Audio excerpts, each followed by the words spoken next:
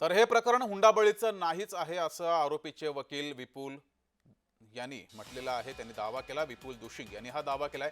जय महाराष्ट्र सोबत दुशिंग यांनी खास बातचीत केलेली आहे। यावेळेस त्यांनी हा दावा केलाय। विपुल दुशिंग यांच्याशी बातचीत केली आहे आमचे प्रतिनिधी रोहन कदम यांनी। पाहूया। सध्या संपूर्ण राज्यभरामध्ये हगवणे कुटुंबांना स्वार्थी म्हणलं जातंय। हुंडापायी आपल्या सुनेचा एक अर्थाने बळी घेतला असं म्हणलं जातंय। मोठ्या प्रमाणामध्ये हगवणे कुटुंबावर टीका केली जाते, परंतु आज जे काही कोर्टामध्ये घडलं त्यामुळे या सगळ्या प्रकरणाला कदाचित वेगळं वळण लागतंय की अशी शक्यता आहे। आपल्यासोबत आरोपींचे वकील आहेत, विपुल सर आहेत। सर, नेमकं कोर्टामध्ये काय घडलं? आपण एक अशी बाजू मांडलेली आहे ज्यामुळे कदाचित वेगळं वळण या सगळ्या केसला लागतंय की असं वाटतंय? साहेब, वेगळं वळण लागण्याची शक्यता नाही आहे, कारण आज जी बाजू मांडलेली आहे ही पहिल्या रिमांडच्या दिवशी, ज्या दिवशी ह्या 3 लोकांना अटक करून पहिल्यांदा न्यायालयासमोर आणलेलं होतं, त्याच दिवशी आम्ही हा मुद्दा कोर्टाच्या निदर्शनास आणून दिलेला होता, पोलिसांच्या निदर्शनास आणून दिलेला होता। 16 तारखेपासून वैष्णवीचा नवरा आणि ननंद आणि सासू या अटकेत आहेत। त्यांनीसुद्धा वेळोवेळी पोलिसांना ह्याबाबत तपास करावा याबाबत विनंती केलेली होती, परंतु आज 11 दिवस आम्ही कस्टडीमध्ये आहे हे उलटून गेल्यानंतरही आजची पोलिसांची कागदपत्र पाहिल्यानंतर रिमांड रिपोर्ट्स आम्हाला असं लक्षात आलं की त्या अँगलनी अजूनही तपास झालेला नाही। आज हगवणे कुटुंबियांतर्फे एकच न्यायालयाला विनंती करण्यात आली की वैष्णवी ही केवळ फिर्यादी यांची मुलगी नसून आमच्याही घराची सून आहे, आमच्या बाळाची आई आहे, त्याची बायको आहे ह्याच्या मुलाची, हगवणेंच्या। तर तिचा मृत्यू झालेला जो आहे त्या मृत्यूचं खरं कारण शोधलं पाहिजे। ते खरं कारणाचा जो काय खरं कारण आहे त्याचा मूळ तिच्या मोबाईलमध्ये आहे। याबद्दल तिच्या आईवडिलांना वेळोवेळी अप्राईज केलेलं होतं, त्यांना सांगण्यात आलेलं होतं, त्यांनीसुद्धा तिचा मोबाईल काढून घेतलेला होता। ह्या सगळ्या गोष्टींचा तपास करणं गरजेचं आहे। ह्याबद्दल आजही तपास झाला नाही, म्हणून आम्ही आज परत एकदा कोर्टाला आणि पोलिसांना याबाबत विनंती केलेली आहे। काय नेमकं सर तुम्ही कोर्टाला सांगू इच्छित आहेत? कारण का हा मुद्दा म्हणजे नेमकं काय चॅटिंग आहे, कुठल्या तिसऱ्या माणसाचं इन्व्हॉल्वमेंट आहे आणि त्यातून हे सगळं घडलं असं आपल्याला म्हणायचं, त्यातून ही आत्महत्या घडली आहे? साहेब, आता हा तपास कोणी करायला पाहिजे? आम्ही तेच म्हणतोय की हुंडा आम्ही त्यांना मागितलेला नाही, हुंडा त्यांच्याकडनं मागण्याची आम्हाला गरजही नाही। आम्ही सदन कुटुंबातले आहोत, आमच्याकडे आमची देवदयेने आमच्याकडं सगळं आहे असं त्यांचं म्हणणं आहे। त्यांनी सांगितलं 40 लाखाची गाडी दिली, आमच्याकडं दारात आमच्या 5 कोटीच्या गाड्या आहेत। त्यांनी सांगितलं की आम्ही ह्यांना 2 कोटी मागतो। तिच्या लग्नानंतर वैष्णवीच्या हिश्श्याची प्रॉपर्टी त्यांनी विकली आहे, त्याची रक्कम 2 कोटीपेक्षा कितीतरी जास्त आहे। कसपटे कुटुंबियांनी ती प्रॉपर्टी विकण्यासाठी आम्ही कुठली आडकाठी घेतली नाही, हरकत घेतली नाही। ती प्रॉपर्टी विकायला आम्ही नो ऑब्जेक्शन दिले, आम्ही नेऊन तिला सोडले तिथं, असं त्यांनी सांगितले। ते आम्ही कोर्टाला तुम्ही त्यांच्याशी बोलला, तुम्ही तुमच्या आश्रयांशी बोलला, मग त्यांचं काय म्हणणं आहे की ही सगळं आत्महत्या कशामुळे घडलेली आहे?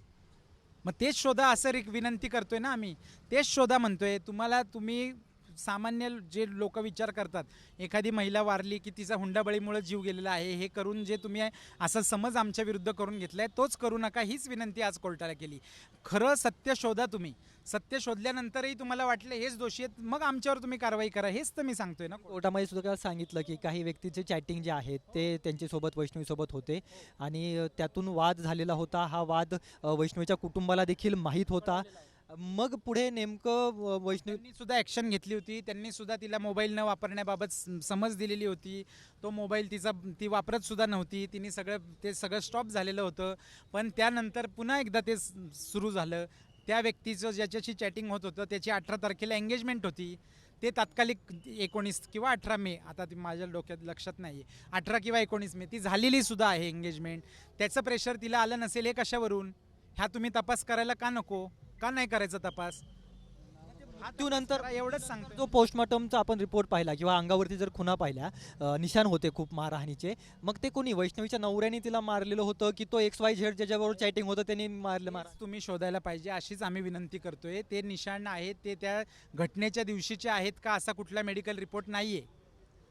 16 तारखेला ती वारली ना, त्या दिवशीचेच ते जखमा आहेत का हे दाखवणारा कुठलाही रिपोर्ट नाही आहे। त्याच्यामुळे त्या जखमा कधीच्या आहेत त्याचा शोध घ्या, त्याचा तपास करा, त्याचा ऑथर कोण आहे म्हणजे त्या कुणी केलेल्या आहेत ते शोधा, तेच मी सांगतोय। तेच आज आम्ही कोर्ट सीसीटीव्ही तिथले जिथं मारहाण झाली तिथले जप्त केलेले आहेत, तिथं दिसतात। स्पष्ट आहे 5ही आरोपीपैकी एकही व्यक्ती घरात हजर नाही घटना घडली त्या दिवशी। सगळं प्रकरण काय हुंडा नाहीच असंच आपलं म्हणणं आहे, कारण का मागितलेला नाही अशी यांची ठाम भूमिका आजही आहे. वैष्णवीचे आई वडील रडतायत, ते सांगतायत की आम्हाला इतक्या काय वेळा हे पैसे मागितले. शशांक यायचा, शशांकला 1.5 लाख रुपयाचा मोबाईल दिला, कायम घरी आला की पैसे मागायचे जायचे, प्रत्येक वेळी आले की 50,000 60,000 जे काही रकमा असतील ते आमच्याकडून दिल्या जायच्या. मग ते वैष्णवीचे आई वडील खोटं बोलतायत. ते कुठे बोललेत मला माहित नाही, त्यांच्या FIR मध्ये तसा काही उल्लेख नाहीये, त्यामुळे ते तुम्ही कुठे ऐकले ते मला माहित नाही. माध्यमांशी बोलतायत ते सगळं नाही माध्यम. ऐकलेलं, त्यामुळे मी जे ऐकलं नाही ते मी काय त्याच्याबद्दल बोलू नाही शकत. मग कसपटे कुटुंब जे आरोप करतायत माध्यमांसमोर ते ते भावनिक झालेले आहेत साहेब. भावनिक व्यक्ती झाल्यानंतर त्याला लॉजिक पासनं फारकत होते. तेच सांगतोय, मुलगी वारली, कुणाची वारली, आपली वारली, आपल्यालाही दुःख होणार. पण तुम्ही आज लॉजिकल तपास करणं गरजेचं आहे. तुम्ही त्याचं खरं कारण शोधणं गरजेचं आहे. तेच कारण शोधताना त्या वैष्णवीचं चारित्र्य हनन होते असं वाटत. चारित्र्य हनन अजिबात करत नाहीये. ती आमच्या घराची सून आहे, हेच त्यांनी 10 वेळा आज आम्हाला सांगितले, कोर्टाला पण सांगितले. आणि तिचा मृत्यू का झालाय हे शोधायचं आहे. त्यामुळे चारित्र्य हनन करत नाहीये कुणीच.